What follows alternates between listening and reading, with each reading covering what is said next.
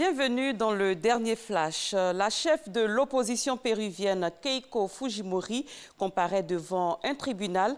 L'instance s'apprête à prendre une décision sur une possible détention provisoire dans l'attente des résultats d'une enquête sur des contributions électorales illégales.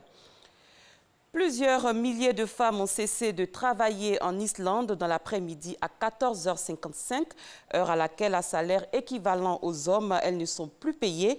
Pendant plus d'une heure, des discours, poèmes, chants et slogans pour protester contre l'écart salarial entre hommes et femmes, la violence de genre et le harcèlement en milieu professionnel se sont succédés.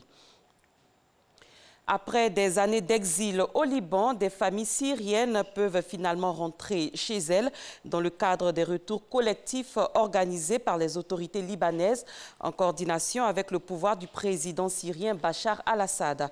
On en sait plus dans cet élément que je vous invite à suivre. Chaque semaine, des dizaines de Syriens se massent dans ce stade près de Beyrouth, comme Naam et ses enfants.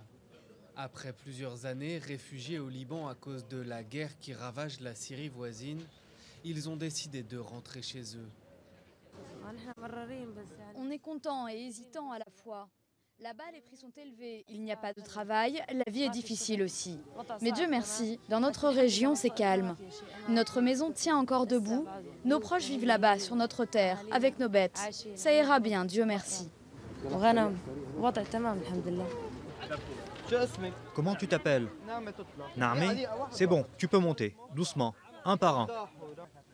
Naamé rentre seul vers la province de Hama. Son mari restera au Liban encore quelques mois. Un au revoir difficile vers un pays qu'ils ont quitté il y a presque 6 ans. Depuis plusieurs mois, les autorités libanaises et syriennes se coordonnent pour organiser des retours volontaires et gratuits vers la Syrie. Près de 6000 personnes sont ainsi rentrées en 2018. Rawad et sa famille repartent vers la Ghouta orientale près de Damas, reprise au début de l'année par l'armée syrienne. Qu'est-ce que je peux dire? Que de sentiments. Je vais revoir ma maison, je vais revoir mes champs. Honnêtement, ce sont des sentiments indescriptibles. Dans ses sacs, Rawad a mis tout ce qu'il possède. Et il faut se battre un peu pour être certain de tout emporter. Ce jour-là, près de 150 réfugiés monteront dans ses bus, mais Rawad laisse derrière lui ses 3 frères. On le retrouve quelques semaines plus tard dans la maison familiale auprès de son père, qui attend impatiemment le retour de tous ses enfants. J'étais déprimé que mes enfants aient quitté le pays. Je pleurais quand on parlait au téléphone. Dieu merci, 2 sont déjà rentrés. J'espère que les autres vont suivre.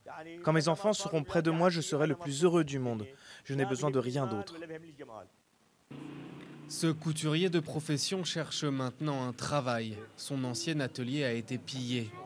La cherté de la vie libanaise et les victoires du régime syrien l'ont poussé à rentrer chez lui. Mais ses retours restent encore très limités comparés aux 5 millions de Syriens qui ont quitté leur pays à cause de la guerre, dont plus d'1 million vers le Liban. Beaucoup ont fui la destruction et rien ne les attend en Syrie. Se prendre les pieds dans la porte de sa Jaguar et se retrouver par terre dans un tas de billets et de bijoux. La dernière en date des facéties des nouveaux riches étalés sur Internet fait grincer des milliards de dents, et c'est en Chine. Alain Robert, le Spiderman français, escalade un gratte-ciel londonien de 230 mètres sous le regard médusé de la police et des passants. À 56 ans, il a réussi l'ascension des 46 étages de la City Tour, paralysant au passage une partie du cœur financier de Londres.